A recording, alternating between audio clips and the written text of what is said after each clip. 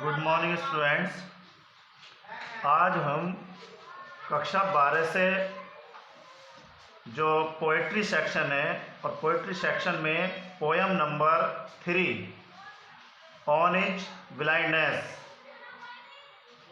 Composed bye John Milton, अर्थात जो हम पोएम आज पढ़ने जा रहे हैं वो ऑन इज ब्लाइंडनेस है, जो जॉन मिल्टन के द्वारा लिखी गई एक बहुत ही सुंदर कविता है। और इस पोएम में सबसे पहले मैं आपको बता दूं कि जो जॉन मिल्टन जो कवि हैं, हमारे पोएट हैं, उन्होंने ये पोएम अपने ही ऊपर लिखी है, अर्थात ये उनकी एक पर्सनल पोएम है। तो आइए हम टेक्स्ट का अध्ययन करते हैं। जो हमारे इसका टेक्स्ट है वो इस प्रकार से है।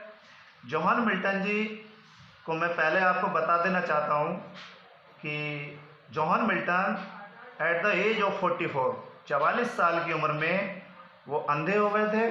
तो इसीलिए उन्होंने अपने अंधेपन पर ये पोएम लिखी। और क्या कहा, वो कह रहे हैं कि वैन माने जब, आई माने मैं, कंसीडर माने सोचता हूँ, हाउ माने कैसे, माई माने मेरी, लाइट माने आँखों की रोशनी, इज माने है, स्पेंट माने चली गई है।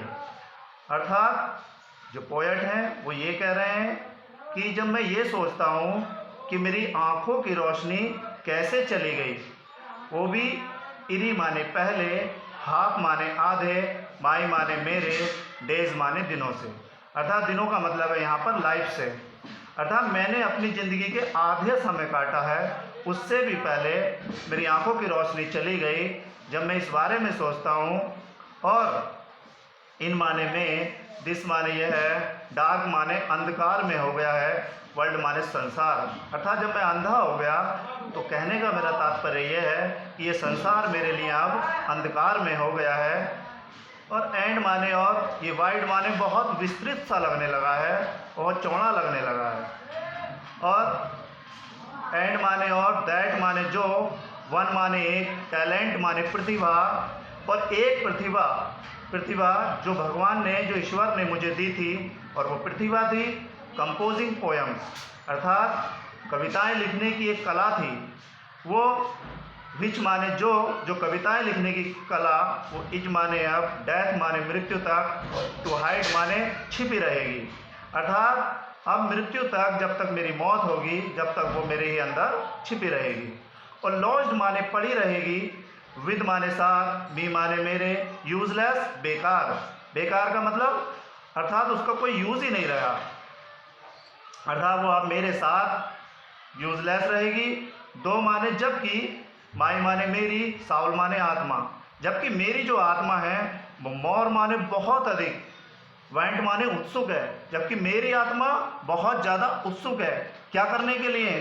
तो सर्व सेवा करने के लिए। देयर विद माने से किससे? अर्थात जो मेरा टैलेंट है कंपोजिंग पोएम, अर्थात पोएम लिखने के लिए। माई मेरे, मेकर बनाने वाले, अर्थात मेरे बनाने वाले से मतलब है बच्चों यहाँ पर भगवान, गॉड, अर्थात मैं गॉड की सेवा में कविताएं लिखना चाहता हूँ। और एंड माने, और प्रेजेंट प्रस्तुत करना चाहता हूँ। माई अपना, ट्रू माने सच्चा, अकाउंट माने लेखा जोखा, और मैं अपना सच्चा लेखा जोखा ईश्वर के सामने प्रस्तुत करना चाहता हूँ। लेस कहीं ऐसा ना हो कि ही माने वह, यहाँ ही जो आया है स्टूडेंट्स, तो मैं आपको बता देना चाहता हूँ कि ये ईश्वर के लिए आया है। अर्थात वह कौन? ईश्वर। कहीं ऐसा ना हो कि रिटर्निंग, वापसी जाने पर, अर्थात जब मैं यहाँ से, इस पृथ्वी से, जब स्वर्गलोक में जब मैं जाऊँगा मरने के बाद, तो कहीं ऐसा ना हो कि रिटर्निंग, वापसी पे वो चाइल्ड माने डांटें, अर्थात वो ईश्वर मुझे फटकार लगाए कि जो मैंने एक टैलेंट तुम्हें दिया था कंपोजिंग पोएम्स, तो तुमने क्या किया उसका।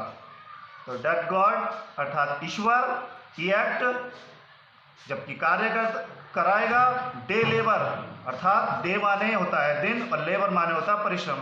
क्या ईश्वर हमसे परिश्रम चाहता है पूरे दिन? और वो भी लाइट माने रोशनी छीनकर, डिनाइड अर्थात लेकर, अर्थात मुझे अंधा करके। यहाँ पे इसका मतलब है लाइट डिनाइट का, अर्थात मुझे अंधा कर कर क्या वो मुझसे सारे दिन वर्क कराना चाहता है। तो आई माने मैंने, फाउंडली माने मूर्खता से, आस्क माने पूछा, अर्थात मूर्खता से मैंने ये बात पूछी।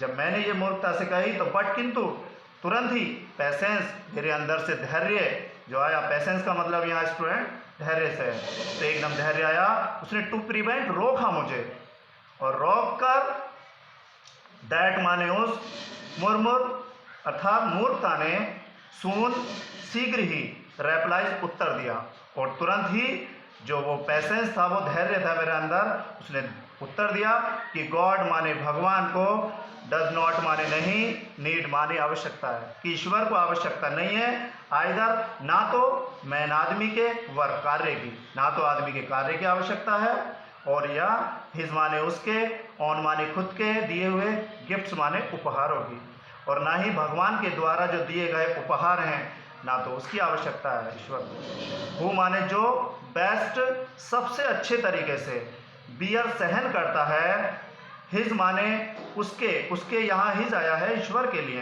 अर्थात उसके, माइल्ड माने हल्के फुल्के दिए हुए, योग माने कष्टों को, अर्थात जो व्यक्ति अच्छे तरीके से ईश्वर के दिए हुए हल्के फुल्के कष्टों को सहन करता है, दे माने वे लोग भी सर्व सेवा करते हैं, हिम माने उस ईश्वर की, वेस्ट सबसे अच्छे तरीके से, और वो भी लोग ईश्वर की सबसे अच्छे तरीके से सेवा करते हैं। जबकि हिज माने उस ईश्वर की, स्टेट माने स्थिति, इस माने है किंगली, राजाओं वाली।